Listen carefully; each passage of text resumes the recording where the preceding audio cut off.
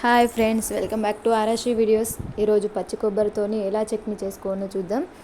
ఇది చాలా టేస్టీగా చాలా బాగుంటుంది ఫ్రెండ్స్. ముందుగా పచ్చి కొబ్బరిని తీసుకొని ఇలా చిన్నగా కట్ చేసుకోవాలి. కట్ చేసుకున్న తర్వాత ఒక బాండీ పెట్టుకొని అందులోకి కొంచెం ఆయిల్ వేసుకొని పచ్చిమిర్చిని మంచిగా ఫ్రై చేసుకోవాలి నేను చూపిస్తున్న విధంగా.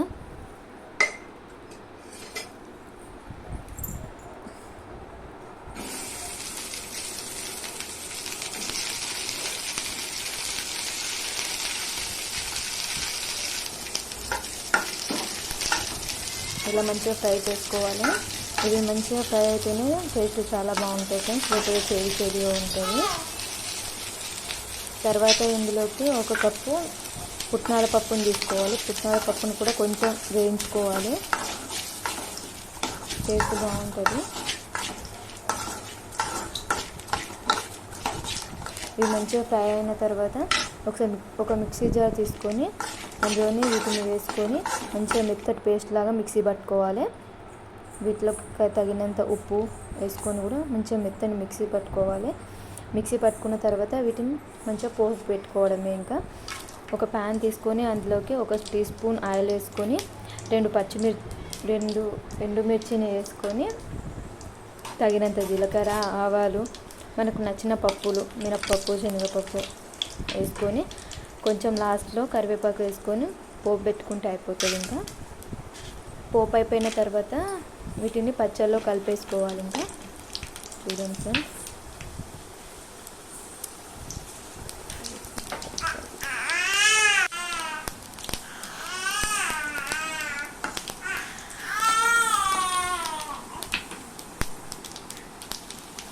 మా చిన్నోడు అయితే అరుస్తూ ఉన్నాడు.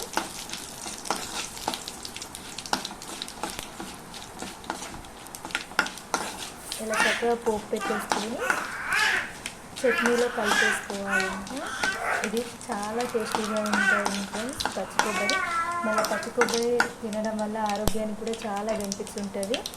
మనం మామూలుగా తినము కదా, తినకపోతే ఇలా చేసుకొని తినడం చాలా మంచిది ఫ్రెండ్స్.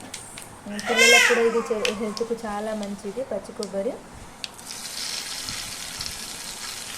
ఇది ఏంటంటే మనం మామూలుగా ఇడ్లీ కానీ, దోశ కానీ, బోండా కానీ చేసుకుంటాం కదా, టిఫిన్స్లోకి చాలా రుచికరంగా ఉంటుంది ఫ్రెండ్స్. మీరు కూడా ఒకసారి ఇలా ట్రై చేయండి ఫ్రెండ్స్. నాకైతే ఈ పచ్చడి చాలా నచ్చింది, చట్నీ. మీరు కూడా ట్రై చేయండి. చూడండి ఎంత చూడడానికి నోరూరిపోతుంది కదా.